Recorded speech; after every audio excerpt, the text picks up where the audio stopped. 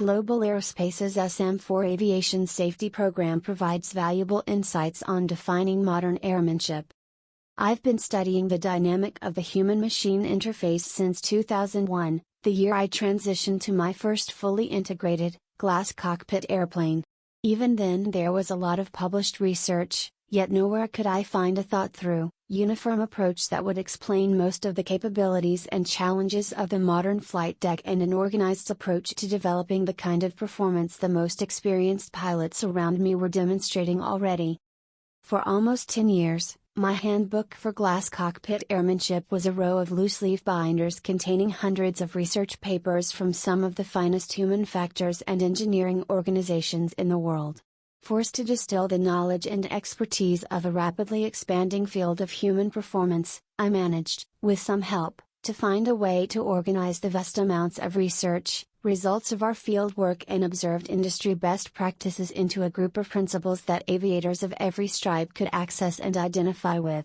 We eventually turned this into our first book, Automation Airmanship, 9 Principles for Operating Glass Cockpit Aircraft, McGraw-Hill Professional, 2013. I have told many pilots and crew that we didn't set out to write a book.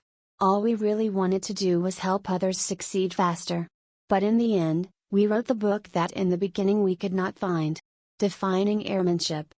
In the first chapter of my friend and colleague's seminal book on modern aviation human factors, Redefining Airmanship, Tony Kern writes: expert flyers are said to have good hands, judgment, discipline, common sense, and situational awareness, but no one seems to agree with an all-encompassing picture of superior airmanship. Perhaps the inability to put our finger on a precise definition of airmanship illustrates a problem that goes beyond mere semantics. How can we train to become what we cannot define and might not fully understand?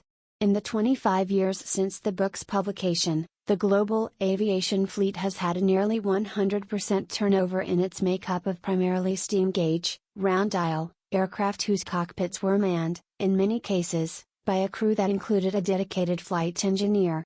And like many researchers have observed, including myself, no one could have foreseen the complications and unique problems that a smaller crew in a more complex cockpit would create. Our definition of automation airmanship has remained unchanged for over 10 years, perhaps a sign that it just may possess the resilience to hold its meaning for another decade. Here it is for your reference. Automation airmanship, the understanding and application of automation to airmanship, to ensure a balanced situational and mode awareness and crew workload through the full realm of automation, from no automation to fully coupled, to provide for the safest and most efficient flight. When in doubt, fly first. I've had the opportunity to examine accidents and near accidents over the span of 2 decades, specifically when they involve advanced, highly automated aircraft. One theme continues to be present in nearly all of them. Crews that have experienced an undesired aircraft state, UAS, while managing the flight path through the flight guidance system fully coupled, both speed control and flight guidance engaged, consistently attempt an unsuccessful first course of action. They try to manipulate the flight guidance and auto flight to regain control of the aircraft flight path and exit the undesired condition, when the quickest and safest course of action would be to disconnect the auto flight and assume manual control of the aircraft flight path. This continues to be a perilous choice among all possible actions, using auto flight to get out of a situation that poor auto flight use and/or degraded situation and mode awareness got the crew into in the first place. In many cases this over-reliance on automation only deepens the undesirable condition, literally, making things worse.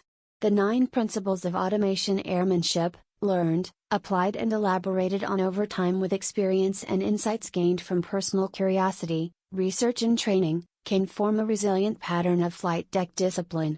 That discipline fundamentally changes how a pilot interacts with their aircraft and crew in the 21st century.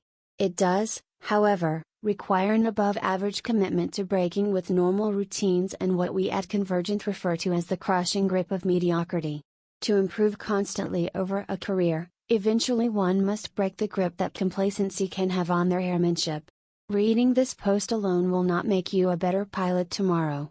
But acting differently inside of the normal routine and flow of activities in your own flight department will make you a better pilot. About Global Aerospace SM4 Aviation Safety Program. The Global Aerospace SM4 Safety Program has revolutionized the way insurance specialists help their clients achieve higher levels of operational safety. SM4 was built on the concept of integrating four critical safety components: planning, prevention, response and recovery.